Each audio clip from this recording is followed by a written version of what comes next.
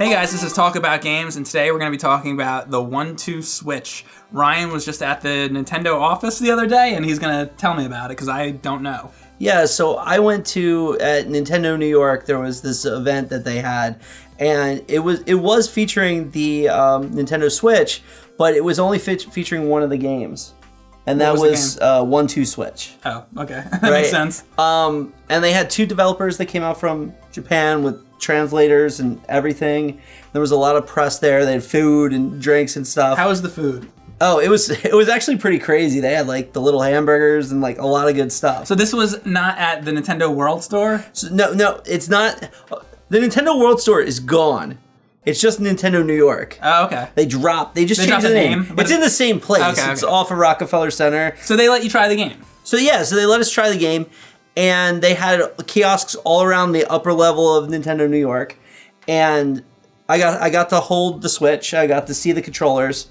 All the systems they had, there were no black systems there. They were all the blue and red controllers. So they let us hold the Switch, play around with the controllers and the feel. So the one of the ones we did was the cow milking game. Okay. So there's like all these mini games. There's like 50 mini games. Okay, so I haven't, just so you know, I haven't played this, but from you saying this, the first thing that entered my mind is like really bad mini games that they had in like that monkey ball game. It sounds bad. It sounds like it would be bad. Yeah. But honestly, it was probably one of the most fun mini game collections I ever saw. Really? And everything's done with the controller. You don't really have to look at the screen. It's just you and the person you're playing with interacting. Okay. So I'll give you an example of like a simple one. Okay. I'll go with the cow milking, but then I want to tell you about some other cool ones. Okay. So with the cow milking game, you're holding the Joy-Con like this, and there's two buttons. There's L and R. But it's smaller. You're holding it like this. And I'm facing you. And we have to milk the cow by going up and down like this. And you go L and then R like this. Mm-hmm. But because it has the HD rumble, you get a lot of tactile feedback in the controller. So it's like you're actually touching a cow's udder? Well, no. It's like you're actually racing to see who can get the most milk. Okay. But okay, so that one's... I really want to play this game. No. So that one's a little messed up. But let me talk about one that is pretty cool. Okay. There's a table tennis one. Okay. Where, like, when you hit the ball, like, it rumbles like it feels like you're hitting a ball. Right. Like, it is very convincing you're hitting a ball. And you could spike, and, like, there's a table between you, and you can hear it hit the table. You know, back in the 70s, there was a thing called table tennis. Oh, like, it was like a real table, and like... Yeah, but this is like, it's like 2017. And everything's with this like shiny new system from Nintendo. Like, we have to do that. No. Would I be more impressed by something that's more fantasy? Okay, so they have sword fighting. Those are both two examples of things you can do in real life. So they have sword fighting. Okay. And then there's actually two sword games they have. Yeah. The one sword game is where you swing, and if you just swing, that's an attack. And if you swing and hold down the button, that's a block. So we're trying to swing, I'm trying to go perpendicular to you. Okay. So that they block. And there is some strategy to the table tennis, because how fast you swing depends on how fast it goes back to them. So it's a little bit of a mind game. And you're not looking at the screen, you're looking at each other. All the games are done face to face. Right. So why is there anything on screen if you're looking at each other? Well, because it shows like the score, and okay. like the menus and stuff like that. That's so weird. Yeah, but that's the thing, because it's all about like the HD rumble. Like, here's the best example of the HD rumble. There's a game where the Wiimote is supposed to be a box that has marbles in it, and you're supposed to guess how many marbles are in it. And you may think, oh, that's really boring. But holding this, like, you go like this, you can actually hear them, like, bouncing off. Okay, that's cool. And you can feel it, and it feels like there's marbles in it. Okay. It's really cool. So do you think that this is going to be something that's going to be really fun as, like, a party game? Like, you get together with friends and a bunch of people? So I feel like this game is, like, the Wii Sports of this console.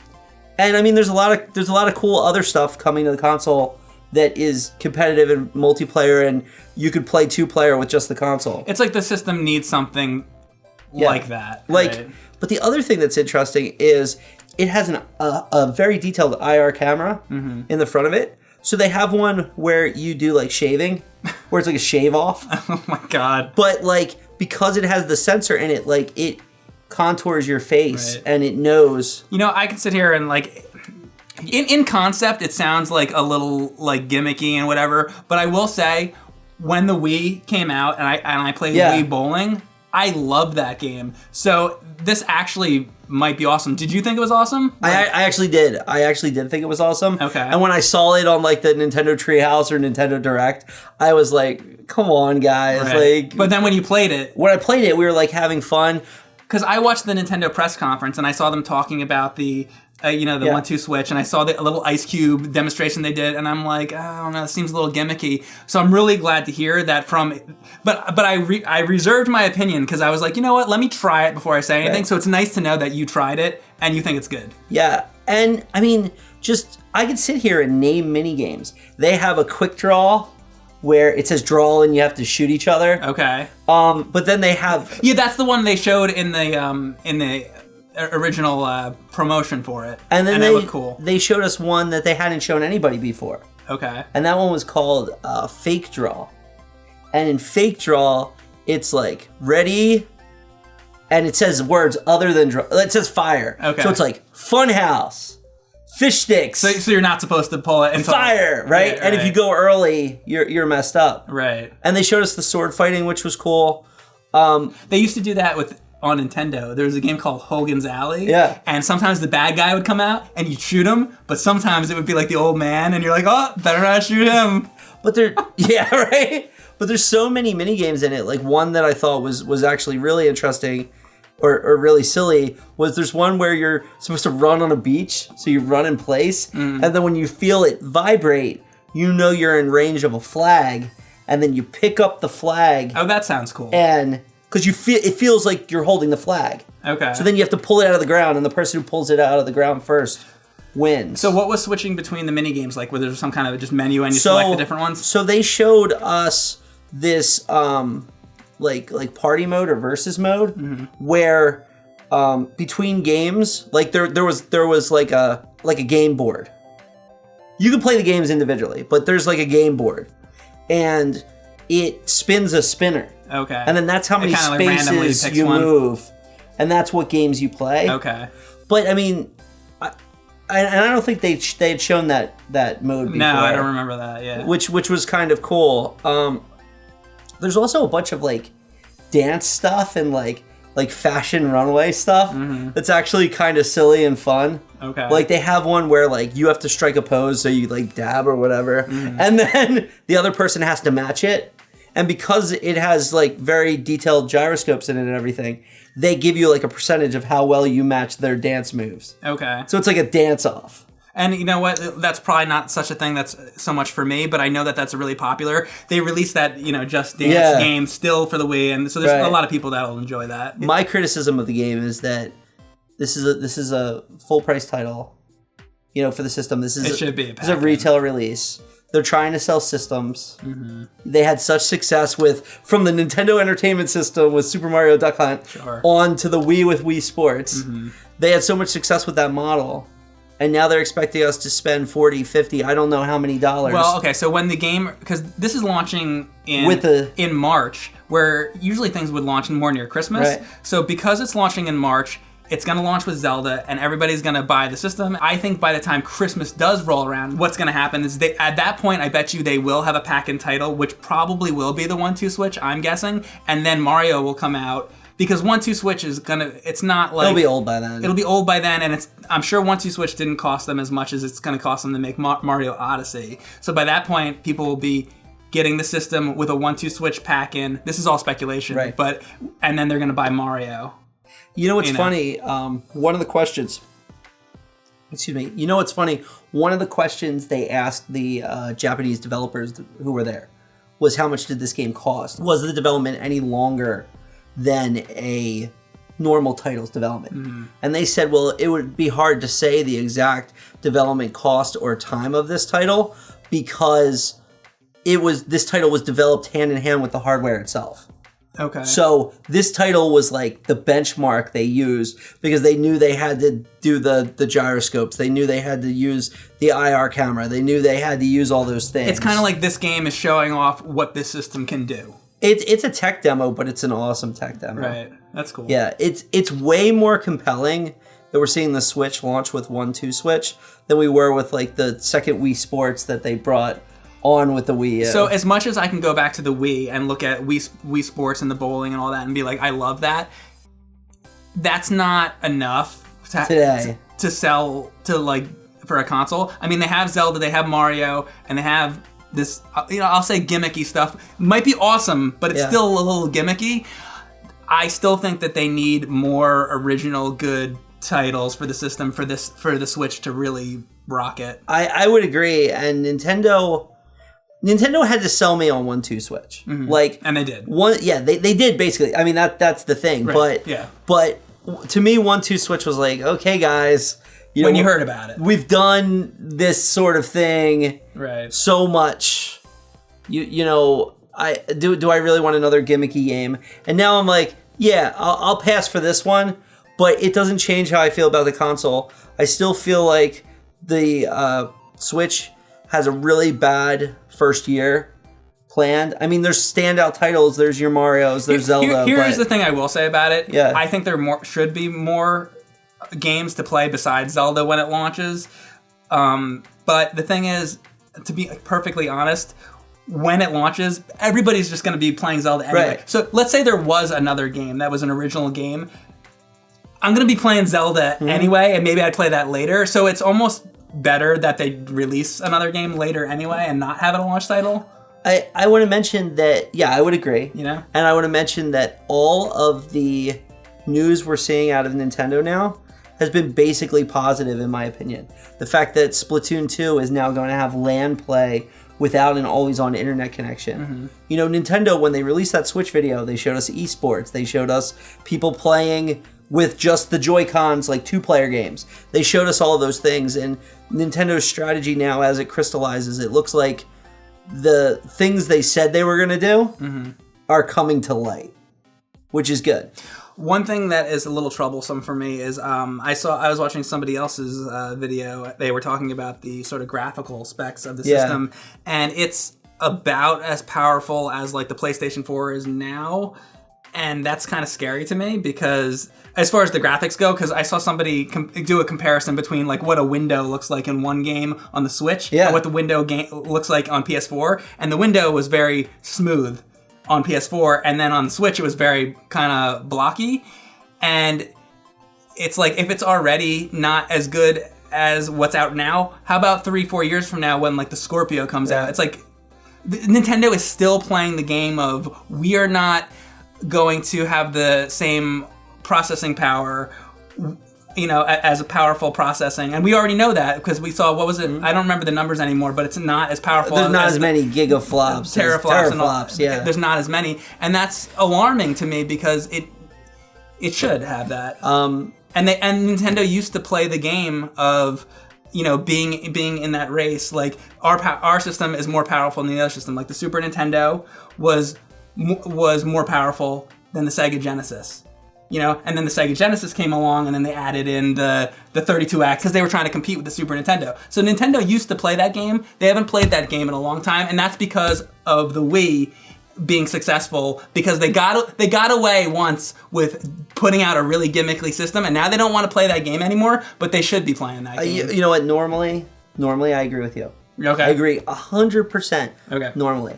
But we have one experience that separates us right now. You played it. I've held That's true. the system. Okay. And that screen may only be 720p. Yeah. But a 720p screen that's this big may as well be 4K because it's right in front of your face. That's a good point. And it is a beautiful screen. It's the best handheld screen you've ever seen. It's kind of like it looks good. It looks good enough. Like it doesn't need to be 4K. It doesn't need to be. Right. That's actually how I feel about our videos. Yeah. Because we've done a few videos where we've shot in 4K. Yeah. And you don't need. It doesn't need to look that good. Yeah. I mean, you're looking at us in 1080p. You don't need to see this. You don't need to see all our pimples and stuff. Yeah. Like, it's good. Right. So yeah, that's a good point. Yeah. But I think that from a sales perspective, though, if the tech specs affect third-party support, if the tech specs affect Joe Gamer's willingness to buy it. I think it will affect the third parties because they will be designing games for these other systems that are more powerful, and then they're going to be like, oh wait, now we have to change what we're doing so that we can put it on the Switch. Let's just not do that, because why should we? Now, I think what could change that, what could counteract that from a sales perspective, is if indies support it. Like, if there's good support for Unity and Game Maker and Unreal Engine and all those things, and they've said that's going to be there. So indie game publishers should support it. If they support it really well, and there's the Undertales and those kind of titles on it, I think that'll allow it to have a fan base. That would help. And I think if the online service is really good and the virtual console is really good.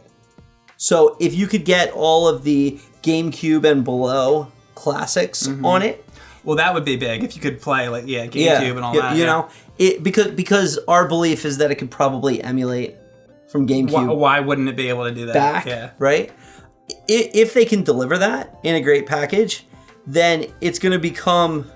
Nintendo has finally made the case for it. With the Wii U, it was too much like the PlayStation and the Xbox for them to make the case for it. With the Wii, we were just getting out of standard def. There was this great gimmicky control that nobody had ever had before. Now, there's basically a Wii mode in everybody's cell phone. So, it didn't mean anything. Right. This may mean something.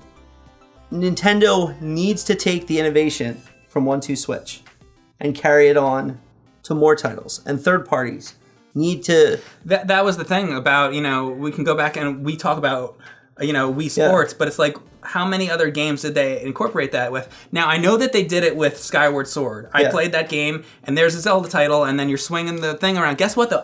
People didn't like it. I didn't like it, because you're trying to fight a boss, and, it's one thing to do it for, like, a minute or two. Like, okay, you're fighting a boss. Okay, this is kind of cool. But Zelda, is a long game. 5 hours of this is not... Yeah, so you're fighting the boss, but then you lose, right? Let's say you lose a fight.